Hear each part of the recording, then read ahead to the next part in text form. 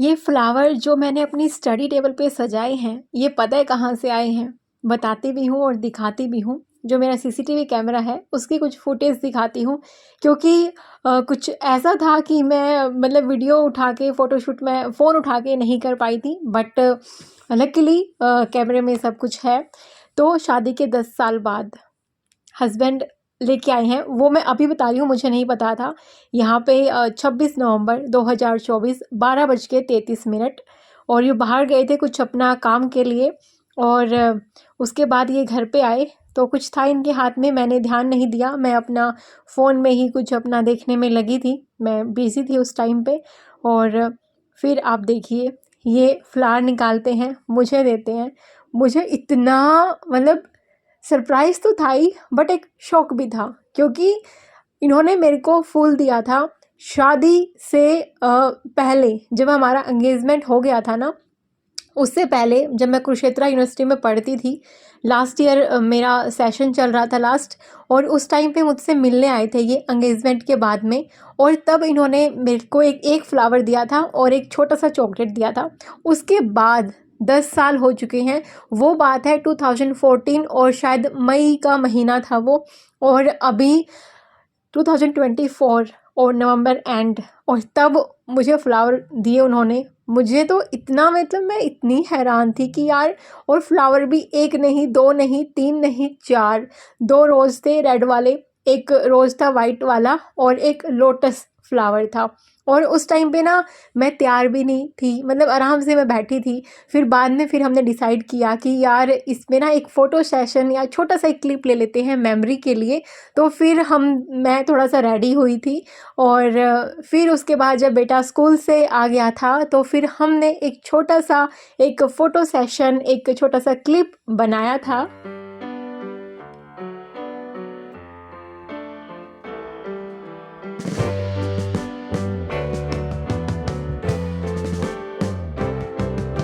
Sitting in the basement apartment I rented with you. और ये evening का clip है जब मैं अपना बुक्स वगैरह रूम में ले आई थी और रूम में आके मुझे पढ़ाई करनी थी, क्योंकि वहाँ गेस्ट रूम में जहाँ पे मेरी विंडो है ना, वो जहाँ पे मेरा स्टडी टेबल वगैरह है वो विंडो के पास में है और ठंड हो जाती है शाम तक ना, फिर ठंडी लगती है। तो इस टाइम पे मैं कभी कभी ना ऐसे रूम में आके पढ़ने लग जाती हूँ। अच्छा लगता है कभी कभी ना सर्दी के टाइम पे ऐसे कंबल में और ऐसे आराम से अपना पढ़ाई करना। और पढ़ाई करते करते मुझे याद आया कि टेक्स्ट बुक वालों का एंड ऑफ नवंबर सेल चला हुआ है। जो पहले 699 का था, अब वो सिर्फ 499 में है। और अगर आप मेरा कूपन कोड यूज़ करेंगे तो आपको वो पास प्रो जो सेल वाला जो चीज़ है आपको 439 में मिलेगा। इसमें आपको क्या क्या चीज़ मिलने वाली है, तो आपको 70,000 mock test, previous year question और बहुत कुछ चीज़ें मिलने वाली हैं सिर्फ 499 में। ये प्राइस जो है अभी फाइनल ऑफर है and it will not be available again in future. तो जल्दी से क्रैब कर सकते हैं आप इस चीज़ को, और आपको लिंक डिस्क्रिप्शन बॉक्स में मिल जाएगा। जो मेरा कूपन कोड है @A30 कैप्स में ATA30, इसको यूज़ करना ना भूलें क्योंकि इसको यूज़ करके आपको 12% ऑफ मिलेगा। जब एक हाउसवाइफ पढ़ाई करना चाहती है तो उन्हें अपनी डेली लाइफ में और पढ़ाई में बैलेंस बनाकर चलना पड़ता है, लेकिन ज़्यादातर हाउसवाइफ कुछ कॉमन मिस्टेक्स ऐसे कर देते हैं, ऐसी 3 गलतियां कर देती हैं जो उनको अपने गोल अचीव करने में रुकावट उनसे होती है। और वो 3 गलतियां आपको नहीं करनी है, वो 3 गलतियां करने से आपको बचना है। सबसे पहली गलती होती है सेल्फ डाउट करना या अपना मोटिवेशन लूज़ कर देना, अपने आप पर भरोसा ना करना और ये सोचना कि मैं इतने सालों बाद कैसे पढ़ूंगी, मुझसे नहीं होगा। अगर आप किसी टफ टॉपिक को लेके बैठते हैं, आपको एक बारी में वो समझ में नहीं आता, तो आप ये सोचती हैं कि शायद आपका पढ़ाई का टाइम अब चला गया, अब आपको चीज़ें याद नहीं रहेंगी। आप अपने आप पे बहुत सारे डाउट करने लग जाती हैं। तो आपको क्या करना है, एक पॉजिटिव अफर्मेशन खुद के साथ लाइए और बोलिए कि मैं ये कर सकती हूँ और मैं ये करके दिखाऊंगी। छोटी छोटी चीज़ें अचीव करिए, उनको सेलिब्रेट करिए। जैसे एक चैप्टर आपने कंप्लीट कर लिया तो आप खुद के साथ वक्त बिता सकती हैं कि यार जब मैंने ये किया है मैं थोड़ा और कर सकती हूँ। माना कोई चीज़ मुश्किल है लेकिन नामुमकिन नहीं, वो मुझे अभी समझ में नहीं आ रही तो थोड़ी देर में मैं उसको समझ लूँगी। मैं उसको एक बार नहीं 2 बार 3 बार पढ़ूंगी और वो मुझे समझ में आ जाएगी। ऐसा लिखने वाले ने क्या लिख दिया जो हम समझ नहीं सकते? वो भी तो एक इंसान है ना जिसने बुक में कोई चीज़ लिखी है। तो आपको ये अफर्मेशन पॉजिटिव सोच खुद को देनी है। एक मल्टीटास्किंग ज़्यादा नहीं करनी है। आई नो जो हाउसवाइफ होती हैं खाना बनाते हुए अपना वक्त यूज़ करना चाहती हैं पढ़ाई के लिए, लेकिन मैंने पहले भी बोला है पढ़ाई करते हुए कोई वीडियो सुन रहे हो तो वो सुनना जो आपको रिवाइज करना हो, जो आप पहले समझ चुके हों, जिस पे आपको ज़्यादा माइंड ना लगाना पड़े। कोई नई चीज़ करते हुए खाना बनाते हुए वीडियो ना देखना पढ़ाई की, क्योंकि इससे आपको मेंटल प्रेशर ज़्यादा पड़ेगा। ना आप खाने पे ध्यान अच्छे से लगा पाओगे, ना जो चीज़ आप वीडियो में सुन रहे हो ना उस पे ध्यान अच्छे से लगा पाओगे। तो पढ़ाई करते वक्त घर का कोई काम करना है, बर्तन साफ़ करने हैं, कान में ब्लूटूथ लगा के आपको अपना खाना बनाना है, तो बस इस बात का ध्यान रखिएगा कि जो चीज़ आपने 2-3 बारी पढ़ ली उसको ही रिवाइज़ करने के लिए, जो चीज़ वीडियो आपने देख ली 1-2 बारी उसको ही सुनने के लिए आप वो वक्त दीजिएगा। कोई नया चीज़ पढ़ने के लिए, सुनने के लिए उस वक्त को मत आप देना, ठीक है? अगर आपको लगता है कि आप नहीं चीज़ें हैंडल कर पा रही हैं, खाना बनाते हुए, बर्तन साफ़ करते हुए ध्यान बँट रहा है, गुस्सा आ रहा है, तो डेडिकेशन टाइम रखिए। पढ़ाई के लिए डेडिकेटेड टाइम आप रख सकती हैं जिसमें कोई भी डिस्ट्रैक्शन ना हो, सिर्फ आपकी पढ़ाई हो। उसमें आप चीज़ें बहुत अच्छे से कर पाओगे और फैमिली से बात कर सकती हैं, सपोर्ट आप मांग सकती हैं कि कुछ घंटों के लिए आपको अपने लिए फ्री टाइम चाहिए।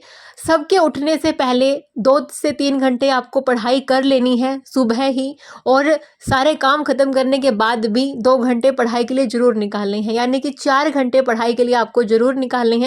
और सुबह आप अगर जल्दी उठती हैं तो यकीन मानिए सबके उठने से पहले आपके 2 से 3 घंटे आराम से निकल सकते हैं। मैं डेली सुबह 3 बजे उठती हूँ, हालांकि मुझे दिन भर में इतना काम भी नहीं रहता, हाउस हेल्पर भी है, लेकिन तब भी मुझे बहुत अच्छा लगता है जब सबके उठने से पहले 7 बजे से पहले मेरे 3 घंटे की पढ़ाई और बहुत अच्छी प्रोडक्टिव स्टडी, मेरा रिवीजन सब कुछ हो चुका होता है। तो आप ऐसा कर सकती हैं। एक गलती करती हैं कि प्रॉपर शेड्यूल नहीं होता, टाइम मैनेजमेंट नहीं कर पाते हैं। देखो, आपको एक टाइम मैनेज करके चलना पड़ेगा। टाइम मैनेजमेंट कैसे करना है उसके लिए मैंने एक अलग से वीडियो बनाया था, आप उसको रेफ़र कर सकते हैं। अपने टाइम को ब्लॉक में डिवाइड करना है। अर्ली मॉर्निंग सबके उठने से पहले, मॉर्निंग वाला टाइम, आफ्टरनून, इवनिंग, इसमें आपकी प्रायोरिटी क्या रहेगी कि अर्ली मॉर्निंग में तो कोई घर का काम नहीं होता, सबके उठने से पहले प्रायोरिटी अपनी स्टडी को दीजिए।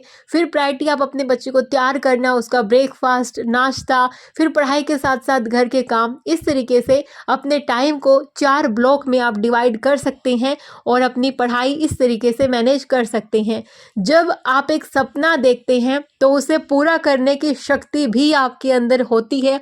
बस विश्वास रखिए और एक एक कदम बढ़ते चलिए। याद रखिए, हाउसवाइफ होने के साथ पढ़ाई करना मुश्किल हो सकता है लेकिन नामुमकिन नहीं। आप अपने ज़िंदगी के हीरो हैं और आप अपना सपना पूरा कर सकती हैं, और केवल आप ही हैं जो अपना सपना पूरा कर सकती हैं, चाहे कोई साथ दे चाहे कोई ना दे। एंड जो भी आप सब मुझे इतने सारे कमेंट करते हैं कि आपको देखने के बाद हमारी पढ़ाई की आदत हो गई, या फिर हमें सुबह उठने की आदत हो गई, या फिर आपने बहुत सालों के बाद अपनी पढ़ाई वापस स्टार्ट करी, तो थैंक यू सो मच। आप सबका दिल से शुक्रिया। और आप सब मुझसे अक्सर पूछते हैं कि आप इतना जल्दी उठते हो, कभी 2:30 बजे, कभी 3 बजे, तो आप सोते कितना बजे हो? मैंने बार बार वैसे बताया है अपने वीडियोस में कि रात को मैं 5 घंटे सोती हूँ। कभी कभी हो गया कि 5.5 घंटे सो गई, लेकिन अगर मैं 9:30 तक सोती हूँ तो मैं 2:30 बजे तक उठ जाती हूँ। मैं 10 बजे तक सोती हूँ तो मैं 3 बजे तक उठ जाती हूँ। इनफैक्ट 3 बजे से पहले ही मेरी आँख अपने आप खुल जाती है। अलार्म मैं डेली लगाती हूँ, लेकिन कभी ऐसा नीड नहीं हुई कि अलार्म ने मुझे जगाया हो। हो, बल्कि ऐसा होता है कि मैं अलार्म को बंद करती हूँ क्योंकि मैं पहले उठ जाती हूँ। और किसी का मेरे पास मैसेज था कि राधे राधे दी, आप कितने बजे सोती हो जो इतनी जल्दी उठ जाती हो? हमारा तो अलार्म बजता है और हम अलार्म बंद करके सो जाते हैं। डियर, एक बार की आदत है, बना लो, थोड़ा सा अपने कंफर्ट जोन से बाहर निकल लो और धीरे धीरे बनेगी आदत, एकदम से नहीं बनेगी। और सर्दियाँ आ गई हैं, यकीन मानो जितना उठना मुश्किल है ना, एक बार उठ लोगे और पढ़ाई कर लोगे तो उतना ही अच्छा लगेगा। कि सर्दियों में सब लेट तक सोए रहेंगे, बच्चों के स्कूल भी लेट थोड़ा सा हो जाते हैं, तो आपको पढ़ाई का टाइम थोड़ा सा 2-3 घंटे आराम से मिल जाएगा। और यकीन मानिए, एक जो मोटिवेशन होता है ना, वो आपको खुद से मिलेगा क्योंकि आपकी चीज़ें कवर होंगी, आपका सिलेबस कवर होगा, तो एक कॉन्फिडेंस आएगा। और रही बात सोने की, तो बच्चे को 9 बजे के आसपास सुला के 9:30 के आसपास तक मैं फिर से पढ़ाई करती हूँ और फिर 10 बजे के मैं सोती हूँ।